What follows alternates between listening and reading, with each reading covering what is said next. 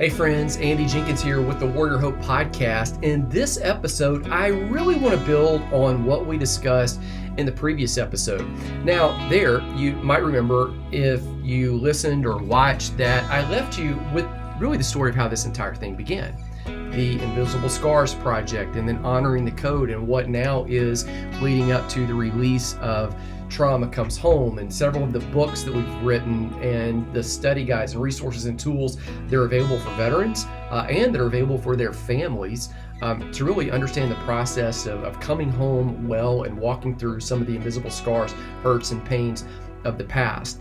Now, let me set up this talk where we're really going to walk through, we've just entitled it PTSD 101.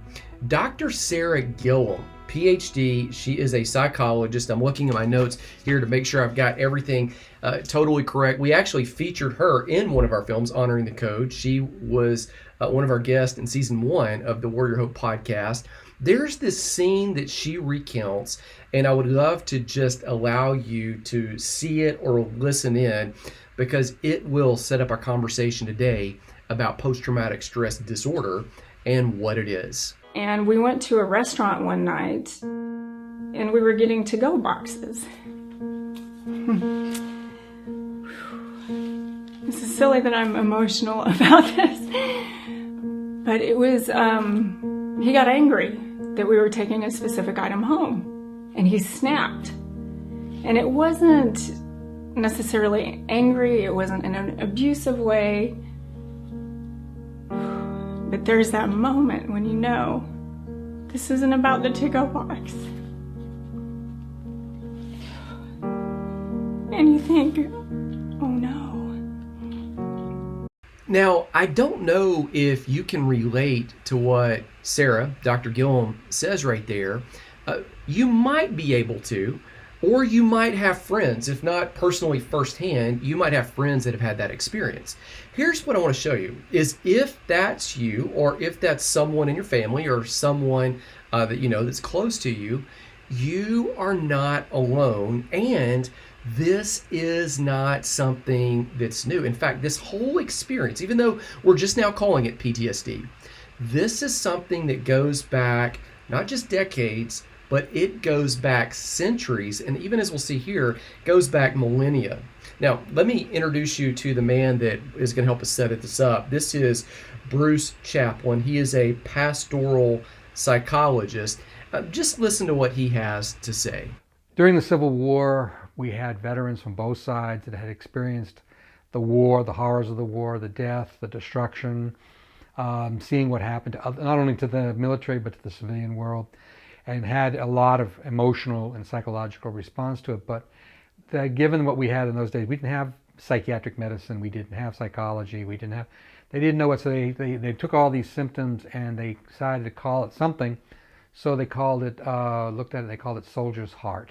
During World War I, which is a different world essentially, still didn't have psychiatrists and psychiatric medicine involved much with the military. Some people acknowledged it, but they had to come up with something, so they decided to call it shell shock. Now, listen here. This is Dr. Andrew Wiest. Dr. Wiest is a PhD American war history professor. And notice what he refers to about this idea of PTSD. Very famous case of a shell shock victim is Wilfred Owen, who wrote a poem called Mental Cases, in which he looks at shell shock. And what he says about it is that the cases that he sees, and he describes them with horrific detail, that these cases, these minds of these men have been ravished by death, that they've witnessed murders, multitudinous murders. It's the same thing today. In going to war, young men witness and take part in things that civilized society considers to be a sin, that thousands of years of history considered to be the most incorrect, wrong, sinful, horrible thing you can do, and they don't not only witness it, they're supposed to do it. Everything that they go through is something your mind and body rebels against. And in the case of Vietnam, if the soldiers come back and are not welcomed, a friend of mine put it this way. He said that soldiers from previous wars came home and were absolved of their sins by a grateful nation. The soldiers of Vietnam received no such absolution. They were left to bear the burden of their sins alone, with a society that had arguably rejected them. So what do we have throughout warfare? There's young men going through the worst thing that a young man can. And usually that includes death, but we often have to remember it includes killing others. That's often the most predictable precursor to PTSD, is having taken part in the violent death of someone else. Now, Dr. Wiest referenced Wilfred Owen. Hang on to that name. We're going to come back to him again. I want to show you right here a clip from a 1946 documentary that features soldiers. Let There Be Light is the name. Pay close attention here. That is a common concern among servicemen who have developed nervous conditions during their stay in the Army as to what the public is going to think about them.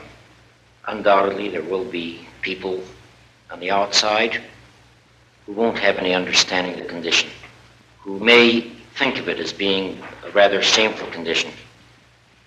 If a civilian, the average civilian, were subjected to similar stresses, he undoubtedly would have developed the same type of nervous condition that most of you fellows developed. All of us have our so-called breaking point. Okay, I think that sets us up. Let me give you, this is from the Disentangled book. We actually have the same definition in the Warrior Hope Manual that I'll show you if you're watching. If you're listening, you just kind of trust that I've got it, links down in the show notes below. Post-traumatic stress. Now that we've kind of got an idea of what it does, post-traumatic stress, this is from the American Psychiatric Association. It is a psychiatric disorder that, let me point out some of the nuances here, that can occur in people who have experienced or witnessed a traumatic event, such as a natural disaster, a serious accident, a terrorist act, war or combat, rape, or other violent personal assault. Now, there are a couple of nuances I want to bring out in that definition for you. Notice it can occur. So it may or may not occur. You can go through the same event and it could happen to someone and not happen to someone else. Notice this other kind of double speak here. It could happen to someone who experienced something or someone who witnessed something. In other words, you don't have to be a first-hand, let's use the term victim or survivor of some traumatic event. You could be someone who witnessed it. Notice that the criteria of what could cause it. It seems so broad.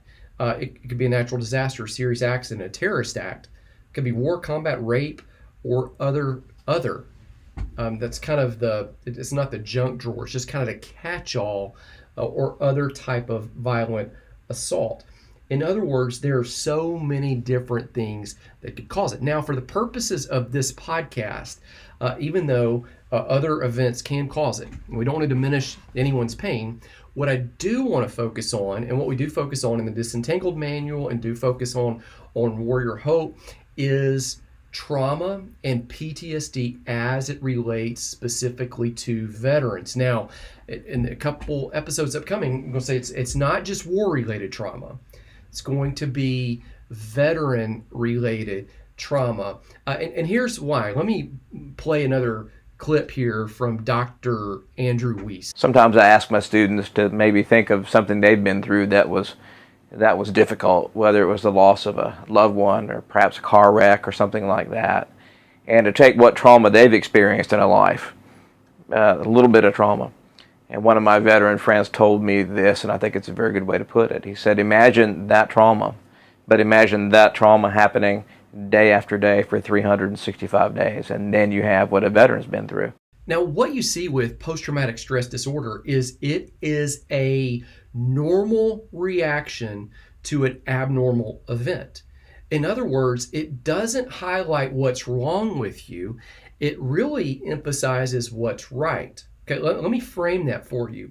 It would be more abnormal to endure some of the things such as war, trauma, violence, assault, rape, combat, other types of, it would be more abnormal to experience that and not be affected than it is to experience it and be effective. So here's the idea. Again, it is a normal response to an abnormally emphasized traumatic event.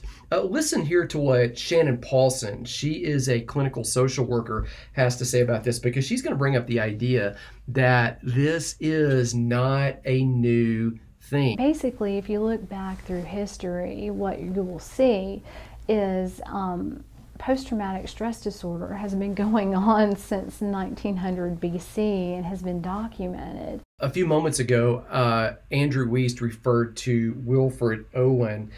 He was fought and was killed in World War I. I'm looking at the Disentangled manual right here. If you're watching on screen and see me looking down, here's how he described war in his poem, Mental Cases. So let me read this. Again, this is World War I. Who are these? Why sit they here in twilight? Ever from their hair and through their hand palms misery swelters. Surely we have perished, sleeping and walk hell. But who these hellish? These are men whose minds the dead have ravished. Multitudinous murders they once witnessed, waiting sloughs of flesh these helpless wander, treading blood from lungs that had once loved laughter. Always they must see these things and hear them, as if it's just repeating in their mind. Batter of guns and shatter of flying muscles, carnage incomparable and human squander, rucked too thick for these men's extrication. In other words, it just weighs on their mind. They can't get rid of it. That's World War I. Now let me read what General Douglas MacArthur said from the Southwest Pacific during World War II. He wrote this: "In my dreams, I hear again the crash of guns, the rattle of musketry, the strange, mournful mutter on the battlefield." Now, notice how they describe war, whether it's World War I or World War II, or even, war is hell is a phrase that you've heard before from General Sherman. Whatever it is, it seems so similar that you could have taken the phrase from any time era and replaced it, and it would be virtually the same. Now that said, let me show you something here from Nehemiah 3:1-3. And again, this is in the book Disentangled. This is our newest Bible study on PTSD, moral injury, and what the scripture has to say about it as it pertains to veterans. There's a link down in the show notes for you where you can grab that book. This is from Nehemiah. Again, woe to the bloody city, completely full of lies and pillage. Her prey never departs. The noise of the whip, the noise of the rattling of the wheel, galloping horses and bounding chariots, horsemen charging, swords flashing, spears gleaming, many slain, a mass of corpses, and countless dead bodies. They stumble over the dead bodies. Again, decades apart. Now the only thing that seems different is the tools of war and the names we give what people feel that endure it. Listen in again to Dr. Andrew Wiest. So, Civil War, World War I, World War II, that goes by different names. Soldier's heart, it goes by shell shock, it goes by combat exhaustion. It's the same thing. It's young men having gone through something so traumatic that they can't get over it. Here's one observation I want to add to what he's saying here. This is a human condition. If you're sensing something that sounds similar here, you're not alone. Here's Bruce Chaplin again, the pastoral psychologist. But it's actually interesting that the word PTSD, the concept of what we call PTSD, didn't actually come in until the early 1980s. Now, the war in Vietnam had been over for 5 years, and we were still struggling. We were looking at these young men. What in the heck are we dealing with here? Now, also, let me remind you that this is common to other people, and it highlights, again, reframe it. it highlights what's right about you, not what's wrong. It would be more abnormal to not be affected by a traumatic experience than it is to be affected and then need to undergo some healing and help. Now, here's Shannon Paulson again. She's the clinical social worker, and she's going to give us some information that's very enlightening about post-traumatic stress disorder, that term, and its inclusion in the Diagnostic Statistical Manual. Now, the DSM, as it's often referred to, is the tool that psychologists and psychiatrists use to actually diagnose, treat, and prescribe mental conditions. So listen into what she says. Post-traumatic stress disorder, it became part of the Diagnostic and Statistical Manual for Mental Disorders in 1980 during its third revision. And that kind of put PTSD in the field of traumatology on the map. It was the first time it was ever acknowledged and published, in a format that led credibility to the field. The field of psychiatry has been constantly expanding its knowledge base on trauma and trauma-related disorders. Now, I think we've got an idea of what post-traumatic stress is. We've defined it. Let me give you some of the symptoms, like how it presents itself in our lives. I'm going to refer to Eugene Cuevas here. He does an incredible job in about 60 seconds. Eugene is the director, and they would help shot a lot of the film for Invisible Scars and Honoring the Code, and was incredibly instrumental early on here in the When Trauma Comes Home project. Listen to Eugene. He's going to highlight 4 different symptoms, signs of PTSD. Now, a lot of people say PTSD, it looks like fight or flight, and some people even say fight, flight, or freeze. Freeze is really a flight. It's just kind of, fight means you bow up and you're going to take it on, whatever that external threat is. Flight means we're going to shutter back. We're going to run away, and flight may even be we just don't do anything. We just kind of freeze. So listen to the 4 reactions, symptoms that Eugene says here. 4 main categories of symptoms. Okay, the re-experiencing symptoms, nightmares or flashbacks, where they feel like they're back in that traumatic situation. Certain sights or sounds may trigger these memories of that danger or stress. There are the avoidance symptoms. This is where someone will do whatever they can to avoid anything that reminds them of that trauma. They may want to avoid riding in a car, watching certain movies, or being around certain people. They don't want to talk about or even think about anything that brings up those hurtful memories. Then the negative feelings. This is where someone may be extremely depressed. They may have angry outbursts or just not be able to control their emotions. They may be fearful of others or unable to trust other people. And then the 4th category, the symptoms of hyperarousal. This is where someone just can't relax. They can't concentrate. Everyday sounds will cause them great anxiety, and sleep becomes overly difficult. Now, what I want you to notice about all of this is PTSD generally, it happens when there is the right response in the wrong time and place. So if you're thinking back to episode 1 of the examples we said there was Don Mallon. He just testified. He said, when I came back home, it took me a couple years to realize that it was thundering outside. I was not under mortar fire. It's thundering. It's not mortar fire. Okay, so if he's shuddering or he's going to hide when there's mortar fire, that's the right response. But when it's not mortar, it's thunder. Okay, shuddering. Okay, wrong response. What's wrong about it? It's the wrong time and place. You've heard the classic one, 4th of July. Veterans will hear fireworks, and sometimes it just seems a little excessive. And so it feels like all of the guns and the battle. And again, taking cover and stepping back and taking safety, the right response when it's gunfire, wrong response when it's fireworks. And again, emotionally reacting to a different time and place where there was trauma. And again, that highlights what's correct, what's right. Part of the healing process now is not saying, hey, you're flawed or you're wrong, you're messed up. It's recognizing, hey, I'm now in a different time and place. I'm not under terror. I'm not in danger. I'm in a place of safety. One of our friends, Dr. Father Ed McKenzie, he talks about when alarms go off. Even to this day, it takes him back to a time and place when he served, because when alarms went off, that means they had wounded coming in. You have to go get the wounded out of the helicopters and clean some of the blood, and many times there were fatalities.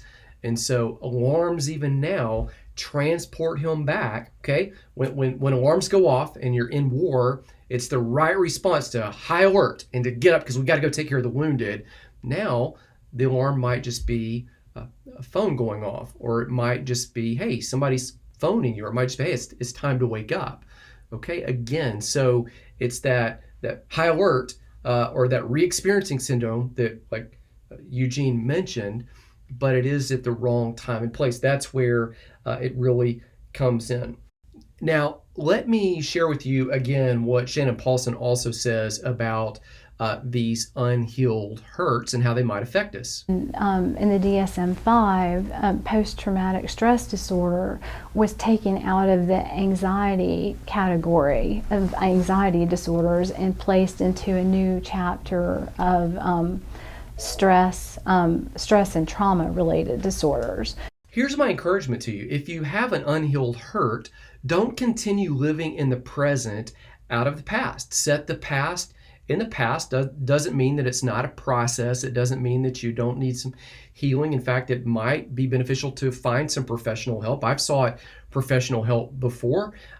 There are also some tools that I'm going to put in the links in the show notes down below for you, whether that's getting involved with the Warrior Hope curriculum here. That's 10 lessons. There's a video course that goes with that.